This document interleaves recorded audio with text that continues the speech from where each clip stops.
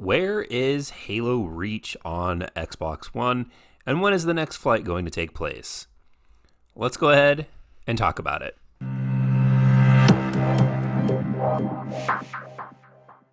Hello everyone, and thank you for joining me here today for another Halo Insider Halo Reach development update.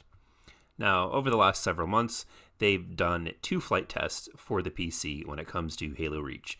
The first was a campaign mission, and the second was the firefight mode. Now, we are still waiting for any flight testing to show up on the Xbox One, and as far as we know from the information that 343 has put out there, they are having trouble getting Halo Reach running at a decent frame rate, and they're having problems just with running out of memory for the game on the Xbox One console. Now, they have been working and have said that the next flight is going to be taking place, and it is going to be the player versus player multiplayer, and it is going to take place on Xbox One. Now, they are currently in what is currently known as Ring 0 for testing. Now, this is not something that I've gone over in previous videos, so we're going to go ahead and take a look at something that they've released, letting us know exactly their terminology and what they have to go through for internal testing for the Master Chief Collection updates. Now, the first thing that they highlight is what's called a blocking bug. Blocking bugs are blockers that are deemed severe enough to prevent flight from functioning as needed. Keep in mind, though, that we address, migrate, and solve blocking bugs for each ring of flighting. This doesn't mean that any flight is bug-free. In fact, quite to the contrary, since each flight is very much a work-in-progress development build. In most cases, we will be aware of existing minor bugs and proactively identify these known issues for Halo Insider participants, while in some cases, it's the insiders themselves who bring new bugs to the attention while playing. Now, the article moves into describing what are called flighting rings. Each flighting is a build that must successfully complete a series of tests before it's made available to insiders. These tests require a build progress through what we refer to as rings. There are 4 rings in total, with a final ring 3 being Halo Insiders. For a flight to go out to insiders, it must make its way through each of these rings without bugs that are deemed blocking issues. Let's go ahead and see what each ring is made up of and follow them from one to the next. Now, this is important because this has a direct impact on when us, the public, get a chance to do the flighting. Flighting rings are defined as each flighting build must successfully complete a series of tests before it's made available to insiders. These tests require a build progress through what we refer to as rings. There are 4 rings in total, with the final ring 3 being Halo Insiders. For a flight to go out to the insiders, it must make its way through each of the flights without bugs that are deemed blocking issues. Let's go in and see what each ring is made up of and the process that is followed to move it to the next one. Now, it is important to note that the first ring is called Ring 0. In a community update on HaloWaypoint.com under one of the news sections, it is worth noting that they did indicate that when it comes to the Xbox One PvP flight that they're going to be having later on, they are currently in Ring 0. And Ring 0 is made up of internal studios. This is the combination of 343's publishing team, 343's pro team, and developers within the studio who participate in playtests that they hold regularly on the content that they're aiming to flight.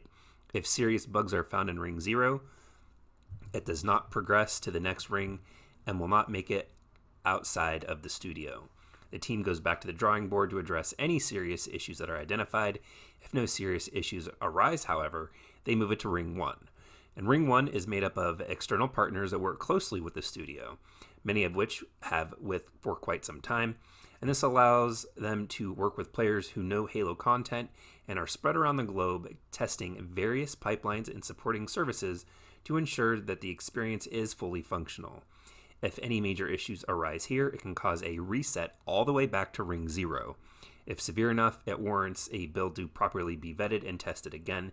If all else well, then it moves on to the next group of external partners, which is Ring 2. Ring 2 is made up of even more partners of various skill sets that help test the build in a unique and interesting way to ensure that they are providing the best experience for all varieties of users who are invited to test the flighted content. If nothing shows up here, then it will make the jump to the final Insider's Ring, Ring 3.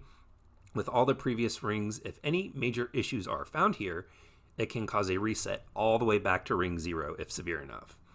And finally, Ring 3 is the Halo Insider user group that is determined on KPIs, key performance indicators, the team sets for wanting to test in any given flight. Any given point, as these flights are not betas, but are intended to be at-scale tests to validate the state of the build and assess functionality for release readiness.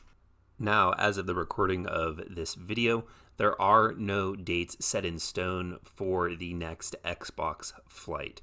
They have made the announcement earlier in the year, though, that Halo Reach would be released later this holiday season. I'm going to be honest with you all. I absolutely do not see this happening with the issues that they're having. They were pushed back for the flighting tests for the PC by months.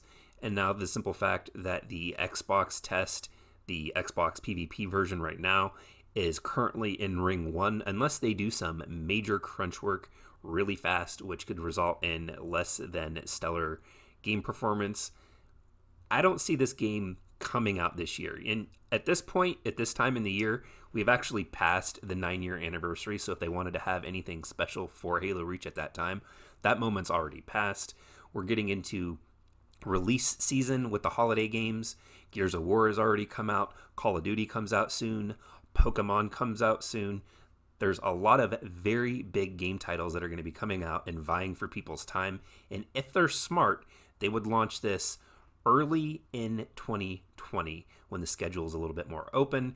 There's less game releases. They have less to compete with. Not to mention, Destiny is releasing its newest expansion here in just another month as of the recording of the video.